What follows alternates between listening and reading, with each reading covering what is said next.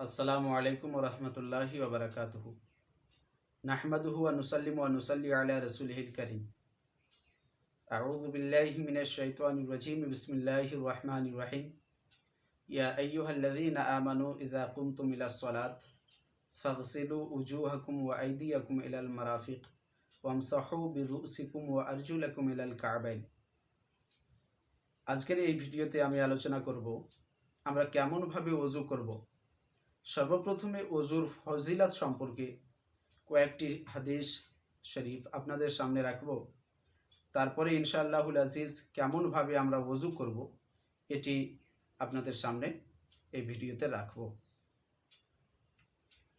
মহান রব্বুল আলামিন পাক পরবর্তীগার আলম তিনি বলেন, ইয়া আইয়ুহাল্লাযীনা আমানু, এই ঈমানদার ব্যক্তিগণ, ইজা কুমতুম ইলাস সালাত, যখন তোমরা নামাজ আদা করার ইরাদা করবে, ফাগসিলু উজুহাকুম, তখন তোমরা নিজের চেহারা, নিজের মুখমণ্ডলীকে ধৌত করো, ওয়া আইদিয়াকুম ইলাল মারাফিক, এবং তোমরা নিজের দুই হাতকে কোনও পর্যন্ত ধৌত করো, ওয়ামসাহু বিরুসিকুম, ও তোমরা নিজের মাথার মাসাহ করো, ওয়া আরজুলাকুম ইলাল কাবাইন, এবং দুই পায়ের গোড়ালির হাড় পর্যন্ত ধৌত করো। এটি হচ্ছে আয়াত শরীফ। এই চারটি জিনিস ওযুতে ধৌত করা, এটি হচ্ছে আমাদের জন্য ফরজ। এই ওযুর ফজিলত কি, এর উপকারিতা কি?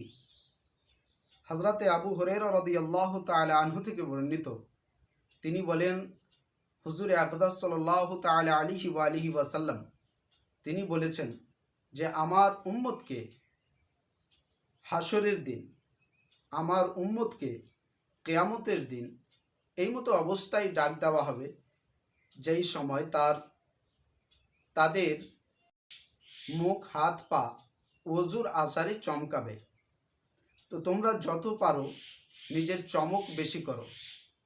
হযরতে আবু হুরায়রা রাদিয়াল্লাহু তাআলা আনহু থেকে আরও একটি হাদিস শরীফ বর্ণনা রয়েছে। তিনি বলেন, হুজুর সাল্লাল্লাহু তাআলা আলাইহি ওয়া আলিহি ওয়াসাল্লাম সাহাবাগণকে ইরশাদ করেছেন, তোমাদের কি এমন কিছু আমি জানাবো না?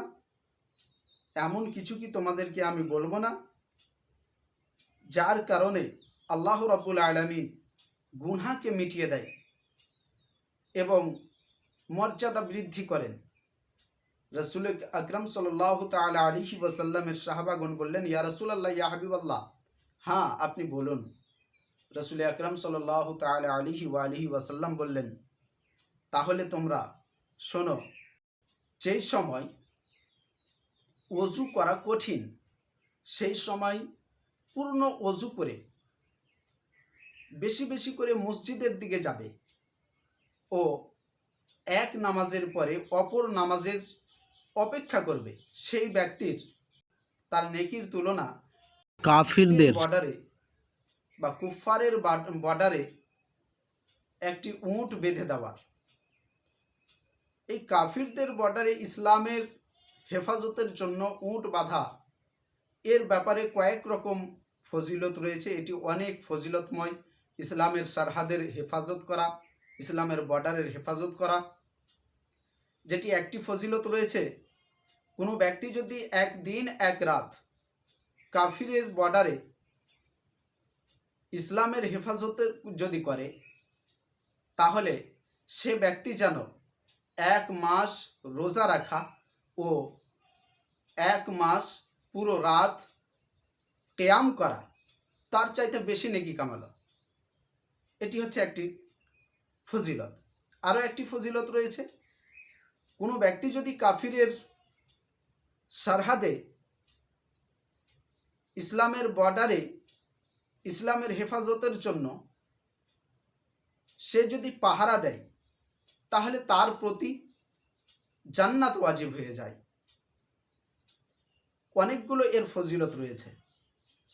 তো রাসূল আকরাম সাল্লাল্লাহু তাআলা আলাইহি ওয়া আলিহি ওয়াসাল্লাম বললেন, কঠিন সময়ে যে ব্যক্তি ওযু করে, পূর্ণ ওযু করে বেশি বেশি করে নিজের কদমকে মসজিদের দিকে নিয়ে যাবে ও এক নামাজ আদা করার পরে অপর নামাজের অপেক্ষা করবে, সে ব্যক্তির সওয়াব হবে সেই মতোই যেই মতো কুফফারের বর্ডারে ইসলামের হেফাজতের জন্য একটি ঘোড়া বেঁধে দেওয়া।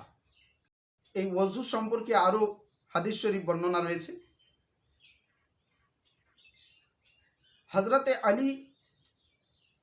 হজরত মাওলা আলী কাররামাল্লাহু ওয়াজহুল করিম থেকে বর্ণিত হুজুর সৈয়দ আলম সাল্লাল্লাহু তাআলা আলাইহি ওয়া আলিহি ওয়াসাল্লাম বলেছেন, যে ব্যক্তি কঠিন ঠান্ডার সময় পূর্ণ ওযু করবে সেই ব্যক্তি ডাবল সওয়াব পাবে। হজরত ইমাম আহমদ বিন হাম্বল তিনি হজরতে আনাস রাদিয়াল্লাহু তাআলা আনহু থেকে রওয়ায়াত করেন যে হুজুর সাল্লাল্লাহু তাআলা আলাইহি ওয়াসাল্লাম বলেছেন, যে ব্যক্তি একবার ওযুর স্থান ধৌত করবে, এটা হচ্ছে জরুরি করতে হবে। যে ব্যক্তি দুইবার করে ধৌত করবে এ ডাবল সওয়াব পাবে, 2 গুণা সওয়াব পাবে। আর যে ব্যক্তি 3বার করে ধৌত করবে সে যেন আমার এবং আমার পূর্বের নবীগণের সুন্নাতের প্রতি আমল করল। হজরতে আমিরুল মুমিনিন ফারুক আজম উমর বিন খাত্তাব রাদিয়াল্লাহু তাআলা আনহু থেকে বর্ণিত, তিনি বলেন, রাসূল আকরাম সাল্লাল্লাহু তাআলা আলাইহি ওয়া আলিহি ওয়াসাল্লাম বলেছেন, যখন তোমরা কেউ পূর্ণ ওযু করে নেবে তারপরে তোমরা পড়বে, আশহাদু আল্লা ইলাহা ইল্লাল্লাহু ওয়াহদাহু লা শারীকা লাহু ওয়া আশহাদু আন্না মুহাম্মাদান আবদুহু ওয়া রাসূলুহু। তার জন্য জান্নাতের 8টি দরজা খুলে দেওয়া হবে, যেই দরজা দিয়ে তার ইচ্ছা হবে সে প্রবেশ করবে। এই হচ্ছে ওযুর ফজিলত। আমরা এবার জানব রাসূল আকরাম সাল্লাল্লাহু তাআলা আলাইহি ওয়াসাল্লাম কিভাবে ওযু করেছেন। হযরত ইয়াহইয়া থেকে রওয়ায়াত রয়েছে, তিনি বলেন, তিনার দাদা হযরতে আবু হাসান থেকে তিনি শুনেছেন। তিনি জিজ্ঞাসা করেন হযরতে আব্দুল্লাহ বিন যায়েদ বিন আসিম রাদিয়াল্লাহু তাআলা আনহুকে, যে আপনি কি প্র্যাকটিক্যালভাবে দেখাতে পারবেন যে রাসূল আকরাম সাল্লাল্লাহু তাআলা আলাইহি ওয়া আলিহি ওয়াসাল্লাম কিভাবে ওযু করতেন। তিনি বলেন যে হ্যাঁ, আমি দেখাতে পারবো। হযরতে যায়েদ বিন আসিম, হযরতে আব্দুল্লাহ বিন যায়েদ রাদিয়াল্লাহু তাআলা আনহু তিনি ছিলেন একজন সাহাবা। হযরতে আব্দুল্লাহ বিন যায়েদ রাদিয়াল্লাহু তাআলা আনহু তিনি পানি নিয়ে আসালেন এবং নিচের 2 হাতে প্রথমে ঢেলে দিলেন 2 বার করে। তারপর তিনি কুল্লি করলেন 3 বার এবং নিজের চেহারাকে, নিজের মুখকে ধৌত করলেন। আবার নিজের 2 বাজুকে কুনুই পর্যন্ত ধৌত করলেন ও তিনি মাসা করলেন কপাল থেকে নিয়ে কাঁধের নরম মাংস পর্যন্ত, অর্থাৎ গুদ্দি পর্যন্ত হাতকে নিয়ে গেলেন, আবার ফিরিয়ে সামনের দিকে নিয়ে আসলেন। তারপর তিনি 2 পাউকে গোড়ালির হাড় পর্যন্ত ধৌত করলেন। হযরতে আবু হুরায়রা রাদিয়াল্লাহু তাআলা আনহু থেকে বর্ণিত রয়েছে যে তোমরা যখন ওযু করবে, ওযু করার সময় নাকে পানি দিবে, পরিষ্কার করবে।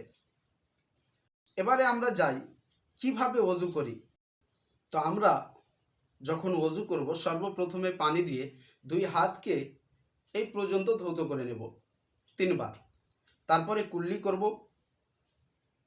মুখের ভিতরে পুরো স্থান যেন, মুখের ভিতরের পূর্ণটা জায়গা যেন আমাদের ভিজে যায়, ও নাকে পানি দেব 3 বার ও এই আঙুল দ্বারাই বাম হাতে আমরা নাককে পরিষ্কার করে নেব।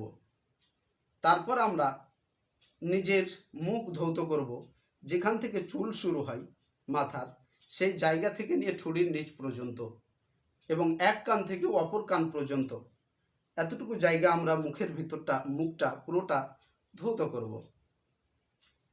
তারপর আমরা নিজের 2 হাতকে ধোব কুনুই সহ।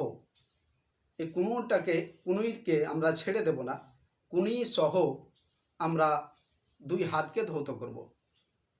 এরপর আমরা নিজের মাথার মাসা করব, যেখান থেকে চুল শুরু হয় সেখান থেকে নিয়ে গিয়ে পিছন পর্যন্ত যাব, আবার পিছন থেকে হাতকে ফিরিয়ে নিয়ে চলে আসব এবং কানের মাসা করব এই আঙুল দ্বারাই।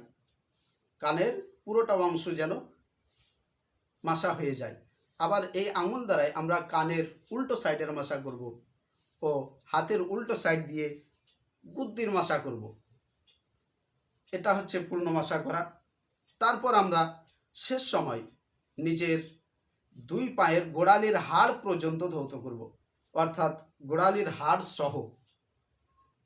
আমাদেরকে এই সিস্টেমে ওযু করে নিতে হবে এবং ওযু করার পরে যেহেতু কালমায়ে শাহাদাত পড়ার অনেক ফজিলত রয়েছে, আমরা আকাশের দিকে তাকিয়ে আশহাদু আল্লা ইলাহা ইল্লাল্লাহু ওয়া আশহাদু আন্না মুহাম্মাদান আবদুহু ওয়া রাসূলুহু এই কালমায়ে শাহাদাত পড়ব। এই হচ্ছে আজকের ভিডিওর আলোচনা। আসসালামু আলাইকুম ওয়া রাহমাতুল্লাহ।